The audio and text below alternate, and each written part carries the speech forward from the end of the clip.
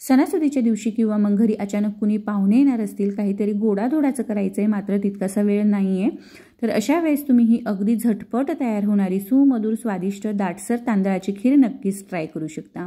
ही तांदळाची खीर करण्यासाठी आपल्याला ना तांदूळ भिजवण्याची गरज आहे ना तासनतास दूध आटवण्याची। अगदी 10 ते 15 मिनिटात ही खीर बनून तयार होते। तर तुम्ही इथे बघू शकता खीरीला आपल्या किती क्रीमी टेक्स्चर आलेलं आहे। अगदी रबडीसारखी दाटसर ही खीर बनून तयार झालेली आहे। बनवायला एकदम सोपी आहे। तर चला वेळ वाया न घालवता बघूया कशी करायची ही सुमधुर स्वादिष्ट तांदळाची खीर। तर ही खीर इथे मी अर्धा लिटर दुधाच्या प्रमाणात बनवणार आहे। तर त्यासाठी सगळ्यात अगोदर इथे मी हे अर्धा लिटर दूध घेतलेलं आहे। हे दूध आपण गरम करून घेणार आहोत। दूध आटवण्याची वगैरे आपल्याला अजिबात गरज नाहीये, फक्त नॉर्मली आपण जसं गरम करतो तसं गरम करून घ्यायचं आहे लो फ्लेमवर। दूध गरम होतंय तोवर एका साईडला आपण बाकीची तयारी करूया। तर त्यासाठी इथे मी तांदूळ घेते। तर पोहे खाण्याचे जे चमचे असतात त्या चमच्याने 3 चमचे इथे मी तांदूळ घेतलेला आहे। इथे मी बासमती तांदूळ वापरलेला आहे। तुम्ही तुमच्या आवडीप्रमाणे कुठलाही सुवासिक तांदूळ खीरीसाठी वापरू शकता, जसं की इंद्रायणी, आंबेमोहर, किंवा मग तो तांदूळ नसेल तर अगदी रोजच्या वापरातला जो कोणता तांदूळ आहे तो तांदूळ सुद्धा इथे वापरू शकता। आता हे तांदूळ मी एका कोरड्या कपड्याने पुसून घेते। यावर जी काही पावडर लागलेली आहे ती आपल्याला काढून घ्यायची आहे आणि हे तांदूळ भाजून घ्यायचे।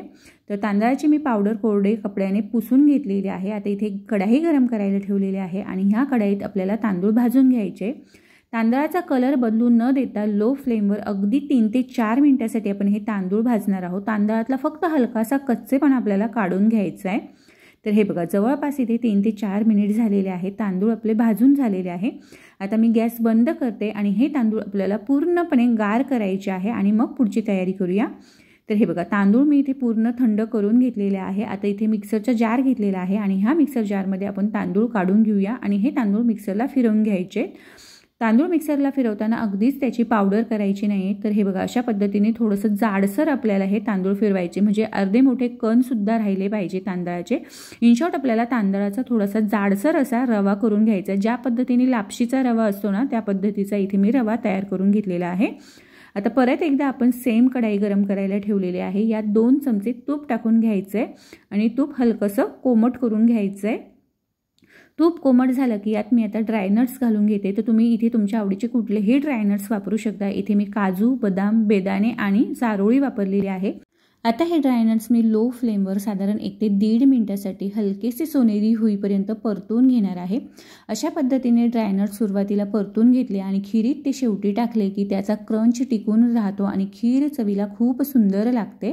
तर हे बघा साधारण 1 ते 1.5 मिनिट इथे झालेला आहे। तुम्ही बघू शकत असाल बेदाणे आता आपले व्यवस्थित फुलले आहे, म्हणजेच ड्रायनट्स परतून झालेले आहे।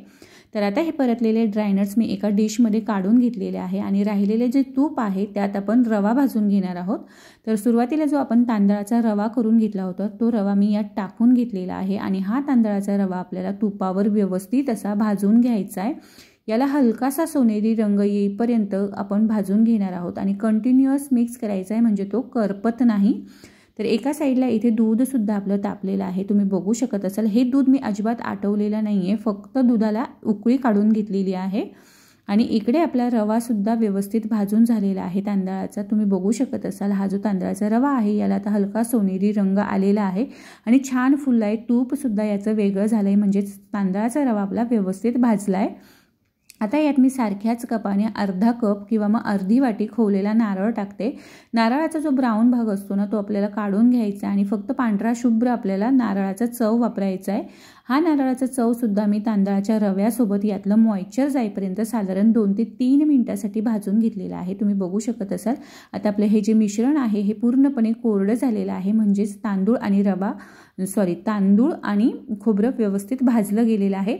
तर आता यात मी गरम केलेलं दूध ओतून घेते। एका हाताने आपल्याला दूध ओतायचं आहे आणि दुसऱ्या हाताने हे सतत ढवळत राहायचे, त्यामुळे मग तांदळाच्या गाठी जमत नाही।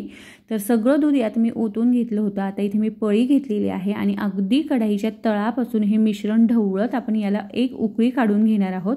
इथे आपण तांदळाचा रवा केलेला आहे त्यामुळे त्या रव्याच्या पटकन गाठी जमतात। तर ह्या गाठी जमू नये त्यासाठी एक उकळी येईपर्यंत आपल्याला ही खीर सतत ढवळत राहायची आहे। तर इथे आपण गरम दूध वापरलेलं आहे त्यामुळे अगदी 2 ते 3 मिनिटात खीरीला उकळी येते। तर हे बघा साधारण 2 ते 3 मिनिट झालेले आहे, खीरीला उकळी आलेली आहे। तर आणखी 4 ते 5 मिनिटं ही खीर मी आता शिजवून घेणार आहे। तर हे बघा आणखी 4 ते 5 मिनिट झालेले आहे. तुम्ही बघू शकत असाल तांदळाचा जो रवा आहे तो आता व्यवस्थित फुलला आहे आणि मस्त मऊसूत शिजलेला सुद्धा आहे. साईजने अगदी डबल टिबल झालेला आहे. खिरीला व्यवस्थित घट्टपणासुद्धा आता आलेला आहे. तर आता यात मी सर्वात शेवटी साखर टाकणार आहे. तर इथे मी पाऊण कप साखर टाकलेली आहे. तुम्ही तुमच्या आवडीप्रमाणे साखरेचं प्रमाण थोडंफार कमी जास्त करू शकता. तुम्हाला कितपत गोड आवडतं त्यानुसार. आणि अगदी पाव चमचा इथे मी मीठ टाकलेलं आहे. कुठलाही गोडाच्या पदार्थात थोडंसं मीठ टाकलं की त्याची चव आणखी वाढते, त्यामुळे मीठ नक्की टाका. आता ही साखर आणि मीठ मी व्यवस्थित खिरीमध्ये मिक्स करून घेते आणि साखरेला जे काही पाणी सुटतं ना ते पाणी आटेपर्यंत आणखी 2 ते 3 मिनिटासाठी ही खीर मी शिजवून घेणार आहे.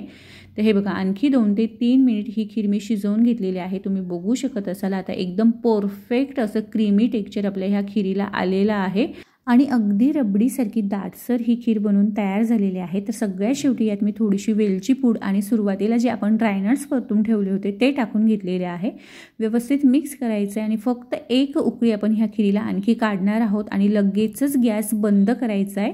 तर अशा पद्धतीने अगदी 10 ते 15 मिनिटात तयार होणारी सुमधुर स्वादिष्ट आणि अगदी रबडीसारखी दाटसर तांदळाची खीर आपली बनवून इथे तयार झालेली आहे. तुम्ही सुद्धा ह्या पद्धतीने ही खीर नक्की तयार करून बघा. खूप चवदार, खूप स्वादिष्ट बनते. तेव्हा नक्की ट्राय करा. कशी झाली हे मला कमेंटमध्ये नक्की कळवा. आजचा हा व्हिडिओ तुम्हाला थोडा जरी आवडला असेल तर लाईक, शेअर आणि अशाच नवनवीन रेसिपीजसाठी चॅनलला सबस्क्राईबसुद्धा नक्की करा. आजचा हा व्हिडिओ बघितल्याबद्दल खूप खूप धन्यवाद. पुन्हा भेटूया अशाच एका नवीन व्हिडिओसोबत. तोपर्यंत धन्यवाद.